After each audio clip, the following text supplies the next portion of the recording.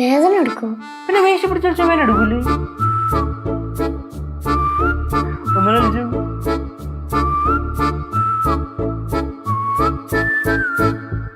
ഇതെന്തോന്നു വെപ്പമീശയാ?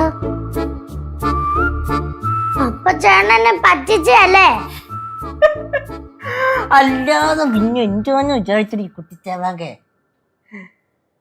മകളെ പാറോയ്, ഈ മീശയെ മുടിയൊക്കെ വരും. ഓ, അതൊന്നും പറഞ്ഞ് നമ്മൾ ആരെയും കളിയാക്കാൻ പാടില്ല.